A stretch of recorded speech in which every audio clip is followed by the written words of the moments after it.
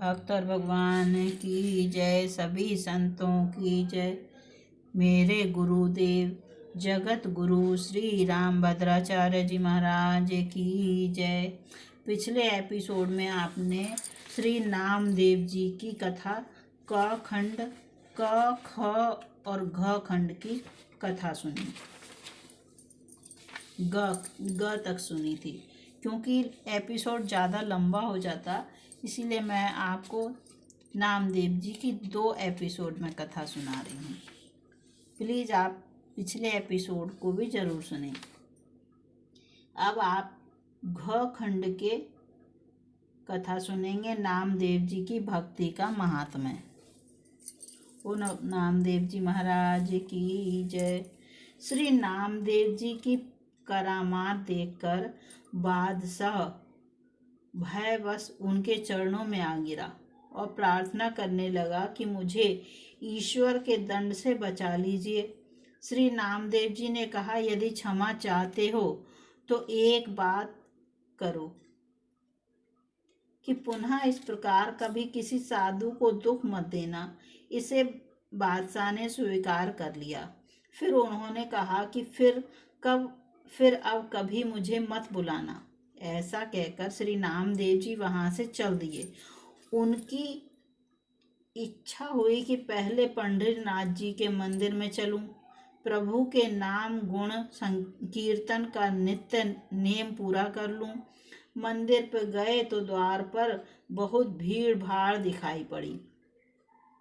जूतों की चोरी की शंका से शायद मन एकाग्र न हो, इसलिए कपड़े में लपेटकर जूतों को कमर में बांध लिया। हाथों से भीड़ को हटाकर भीतर गए। दर्शन करके पदगान आरंभ करना ही चाहते थे कि किसी ने जूतों को देख लिया और रुष्ट होकर 5-7 चोटें लगाईं, फिर धक्का देकर मंदिर से बाहर निकाल दिया। परंतु श्री नामदेव जी के मन में पंडों के इस व्यवहार से थोड़ा भी क्रोध नहीं आया। अब श्री नामदेव जी मंदिर के पिछवाड़े जाकर बैठ गए और भगवान से कहने लगे कि प्रभु, आपने यह बहुत ही अच्छा किया जो मुझे मार लगवाई। मेरे अपराध का दंड तुरंत ही दे दिया। अब नित्य नियम के अनुसार पद गाता हूँ, सुनो। यह कहकर नामदेव जी पद गाने लगे, जिसे सुनते ही भगवान का हृदय करुणा से भर गया। भक्त को विरह व्यथित एवं दीन देखकर प्रभु व्याकुल हो गए। संपूर्ण मंदिर को घुमाकर श्री नामदेव जी की ओर द्वार कर दिया। यह देखकर जितने भी वेद पाठी पंडा पुजारी थे, सबके मुख की कांति क्षीण हो गई। सब ऐसे फीके पड़ गए जैसे पानी उतरने से मोती फीका हो जाता है। अब उनके हृदय में श्री नामदेव जी के प्रति बड़ी भारी श्रद्धा भक्ति उत्पन्न हो गई। सबों ने श्री नामदेव जी के सुख देने वाले चरणों में गिरकर क्षमा याचना की। उन्हें प्रसन्न देखकर सबको शांति प्राप्त हुई। इस घटना का वर्णन प्रियादास जी इस प्रकार करते हैं। अब आप ड खंड की कथा सुनेंगे। सर्वत्र भगवत दर्शन। ड खंड। एक बार अकस्मात ही सायंकाल में श्री नामदेव जी के घर में आग लग गई। पर आप तो जल, थल और अग्नि में सर्वत्र अपने प्यारे प्रभु को ही देखते थे। अतः अपने घर में जो दूसरे सुंदर पदार्थ घी, गुड़ आदि जलने से रह गए थे, उन्हें भी उठाकर जलती हुई आग में डालते हुए प्रार्थना करने लगे, हे नाथ, इन सब वस्तुओं को भी स्वीकार कीजिए। भक्त की ऐसी सुंदर भावना देखकर भगवान ने प्रकट होकर दर्शन दिया और हंसकर बोले कि अत्यंत कोमल मुझ श्याम सुंदर को तीक्ष्ण असह्य अग्नि की ज्वाला में भी देखते हो। श्री नामदेव जी ने कहा, प्रभु, यह आपका भवन है, आपके अतिरिक्त दूसरा कौन यहाँ आ सकता है। यह सुनकर प्रभु प्रसन्न हो गए और अग्नि शीतल हो गई। प्रसन्न हुए भगवान ने अपने हाथों से नामदेव जी का सुंदर छप्पर छा दिया। सुबह होते ही लोगों ने वैसा सुंदर छप्पर देखा तो आश्चर्य में पड़ गए और नामदेव जी से पूछने लगे कि यह किसने छाया है। जिसने यह छाया है उसे बता दो तो हम भी छवा लें। जितनी मजदूरी वह मांगेगा हम उतनी दे देंगे। नामदेव जी ने कहा, ऐसे छप्पर की छवाई के लिए तन मन प्राण सब देने पड़ते हैं। इस घटना के संबंध में श्री प्रियादास जी निम्न कवित्त में इस प्रकार कहते हैं। अब आप चौखंड की श्री नामदेव जी द्वारा तुलसी दल और राम नाम की महिमा का प्राकट्य सुनेंगे। पंढरपुर में एक बहुत बड़ा धनी सेठ रहता था। उसके यहाँ तुलादान का उत्सव हुआ। उसने अपने को सोने से तौलकर नगर के सभी लोगों को सोना दिया। सेठ ने लोगों से पूछा कि कोई रह तो नहीं गया। तब लोगों ने कहा, श्री नामदेव जी भगवान के बड़े प्रेमी संत हैं, वे रह गए हैं। सेठ ने कहा, उन्हें बुला कर लाओ। सेठ के नौकर मुनीम बुलाने गए। दान ब्राह्मणों को दो, हमें कुछ नहीं चाहिए, हमें कुछ भी नहीं चाहिए, यह कहकर बड़भागी श्री नामदेव जी ने पहली और फिर दूसरी बार लोगों को वापस लौटा दिया। जाने से मना कर दिया, पर तीसरी बार अति आग्रह देखकर आप सेठ के घर पर आए और सेठ से बोले, तुम बड़े भाग्यशाली हो, कहो हमसे क्या कहते हो। सेठ जी ने कहा, आप मेरे द्वारा दिए गए कुछ धन को स्वीकार कीजिए, जिससे मेरा कल्याण हो। नामदेव जी ने कहा, तुम्हारा कल्याण तो हो गया, अब मुझे कुछ देने की आपकी प्रबल इच्छा है तो दीजिए।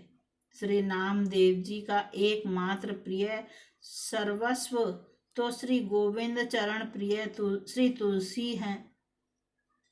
ऐसे श्री तुलसी के पत्ते में आधा राम नाम अर्थात केवल रा लिखकर उसे दिया और कहा कि इसके बराबर तौल कर दीजिए।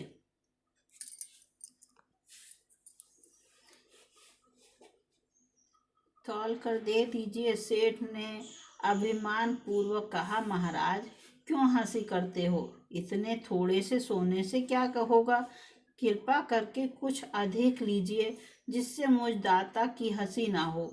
नामदेव जी ने कहा, इसके बराबर सोना तौल कर देखो तो सही, फिर देखो कि क्या विचित्र खेल होता है। यदि तुम इसके बराबर पूरा करके सोना दे दोगे तो मैं तुम पर प्रसन्न होऊंगा। यह सुनकर सेठ जी एक तौलने का कांटा ले आए और एक ओर तुलसी पत्र तथा दूसरी ओर सोना चढ़ाया। उस समय बड़ा विचित्र आश्चर्य हुआ। सोने का ढेला तुलसी पत्र से बराबर नहीं हुआ। सेठ जी उदास हो गए। जिससे 5-7 मन तोला जा सके ऐसा बड़ा तराजू मंगाया। उस पर एक और तुलसी पत्र, दूसरी ओर घर भर का संपूर्ण सोना चांदी आदि रखा। पूरा न पड़ने पर जाति कुटुंब वालों के घरों से ला लाकर बहुत सा धन रखा, परंतु वह सब तुलसी पत्र के बराबर नहीं हुआ। श्री नाम लिखित तुलसी पत्र के महत्व को देखकर घर के सभी स्त्री पुरुषों के समेत सेठ जी को बड़ा शोक तथा दुख हुआ। श्री नामदेव जी ने विचारा कि अभी इन्हें तुलसी पत्र एवं श्री राम नाम की महिमा का पूरा अनुभव नहीं हुआ है, इसलिए वे बोले, आप लोगों ने जितने व्रत दान तीर्थ स्नान आदि पुण्य कर्म किए हों उनका संकल्प करके जल डाल दीजिए। सभी लोगों ने पुण्यों का स्मरण कर करके संकल्प पढ़कर जल डाला, पर उस उपाय के करने से भी काम न चला। जिधर तुलसी पत्र रखा था वह पलड़ा अपने पैर भूमि में गाड़ रहा था। यह देखकर सभी लोग लज्जित हो गए और प्रार्थना करने लगे कि इतना ही ले लीजिए। श्री नामदेव जी ने कहा, हम इस तुच्छ धन को लेकर क्या करें? हमारे पास तो राम नाम धन है, यह धन उसकी बराबरी नहीं कर सकता है। इस धन से कल्याण होना संभव नहीं है। नाम की और तुलसी की महिमा देखकर आज से इस धन को तुच्छ समझो और राम नाम रूपी धन से प्रेम करो। गले में तुलसी धारण करो, राम नाम जपो। यह कहकर श्री नामदेव जी ने सबके हृदय में भक्ति का भाव भर दिया। सबकी बुद्धि प्रेम रस में भीग गई। बोलो श्री नामदेव जी महाराज की जय। इस भक्ति भाव का वर्णन श्री प्रियादास जी ने इस प्रकार किया है। अब आप नामदेव जी की एकादशी व्रत की प्रति निष्ठा 6 खंड में सुनेंगे। 6 खंड इस प्रकार है। एक बार भगवान के मन में यह उमंग उठी कि श्री नामदेव जी की एकादशी व्रत निष्ठा का परिचय लिया जाए। यह विचार कर उन्होंने एक अत्यंत दुर्बल ब्राह्मण का रूप धारण किया। एकादशी व्रत के दिन श्री नामदेव जी के पास पहुंचकर बड़ी दीनता करके अन्न मांगने लगे कि मैं बहुत भूखा हूँ, कई दिन से भोजन प्राप्त नहीं हुआ है, कुछ अन्न दो। श्री नामदेव जी ने कहा, आज तो एकादशी है, दूध फलाहारी कर लीजिए, अन्न न दूंगा। प्रातःकाल जितनी इच्छा हो उतना अन्न लीजिएगा। दोनों अपनी अपनी बात पर बड़ा भारी हट कर बैठे। इस बात का शोर चारों ओर फैल गया। लोग इकट्ठे हो गए और श्री नामदेव जी को समझाने लगे कि इस भूखे ब्राह्मण पर क्रोध क्यों करते हो, तुम ही मान जाओ, इसे कुछ अन्न दे दो। श्री नामदेव जी नहीं माने। दिन के चौथे पहर के बीतने पर उस भूखे ब्राह्मण देव ने इस प्रकार पैर फैला दिए कि मानो मर गए। गांव के लोग श्री नामदेव जी के भाव को नहीं जानते थे, अतः उन लोगों ने नामदेव जी के सिर ब्राह्मण हत्या लगा दी और उनका समाज से बहिष्कार कर दिया। पर नामदेव जी बिल्कुल चिंतित नहीं हुए। अपने नियम के अनुसार जागरण और कीर्तन करते हुए श्री नामदेव जी ने रात बिताई। प्रातःकाल चिता बनाकर उस ब्राह्मण के मृतक शरीर को गोद में लेकर उस पर बैठ गए कि हत्यारे शरीर को न रखकर प्रायश्चित स्वरूप उसे भस्म कर देना ही उत्तम है। उसी समय भगवान प्रकट हो गए और मुस्कुराकर कहने लगे कि मैंने तो तुम्हारी परीक्षा ली थी, तुम्हारी एकादशी व्रत की सच्ची निष्ठा मैंने देख ली, वह मेरे मन को बहुत ही प्यारी लगी, मुझे बड़ा सुख हुआ। इस प्रकार दर्शन देकर भगवान अंतर ध्यान हो गए। लोगों ने जब यह लीला देखी तो श्री नामदेव जी के चरणों में आकर गिरे और प्रीतिमय चरित्र देखकर सभी भक्त हो गए। एक बार एकादशी की रात्रि को जागरण कीर्तन हो रहा था। भगवत भक्तों को बड़ी प्यास लगी। तब श्री नामदेव जी जल लाने के लिए नदी पर गए। प्रेत भय से दूसरों को जाने का साहस न था। श्री नामदेव जी को आया देखकर महाविकराल रूपधारी प्रेतराज अपने साथियों समेत आकर चारों ओर फेरी लगाने लगा। उसका स्वरूप एवं उसकी माया देखकर श्री नामदेव जी थोड़ा भी भयभीत न हुए। उसे अपने इष्ट का ही स्वरूप माना और उन्होंने भेंट से झांझ निकालकर तत्काल एक पद गाया और प्रणाम किया। भगवान तो बड़े ही दयालु हैं। प्रेत रूप न जाने कहाँ गया, शोभा धाम श्याम सुंदर प्रकट हो गए, जिनका दर्शन करके श्री नामदेव जी परम प्रसन्न हुए और जल लाकर भक्तों को पिलाया। एक बार एक बार नामदेव जी ने जंगल में पेड़ के नीचे रोटी बनाई। भोजन बनाकर लघु शंका करने लगे। लौट कर देखते हैं तो एक कुत्ता मुख में रोटी दबाए भागा जा रहा है।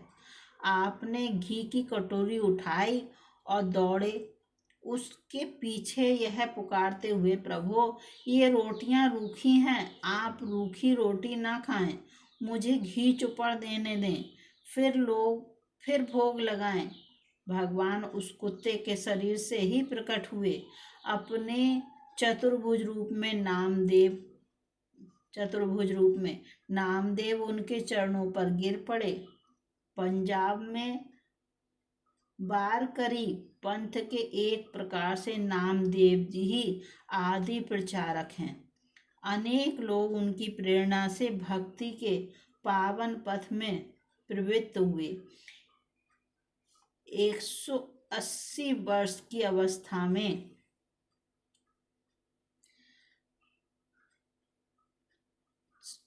माफ करना 80 वर्ष की अवस्था में संवतः 1407वीं ईस्वी में नश्वर देह त्याग कर ये परम धाम पधारे। बोलो श्री नामदेव जी महाराज की जय। सभी संतों की जय। मेरे गुरुदेव जगत गुरु श्री रामभद्राचार्य जी महाराज की जय। आज आपने श्री नामदेव जी की कथा सुनी। पिछले एपिसोड में भी मैंने आपकी नामदेव जी की कथा सुनाई थी। क्योंकि ज़्यादा लंबी थी, कथा लंबी हो जाती, एपिसोड लंबा हो जाता है, इसलिए 2 एपिसोड में मैंने आपको नामदेव जी की कथा सुनाई। अब आप श्री जयदेव जी की कथा सुनेंगे अगले एपिसोड में। प्लीज़ अच्छा लगे तो शेयर, सब्सक्राइब और लाइक जरूर करें। जय सिया राम।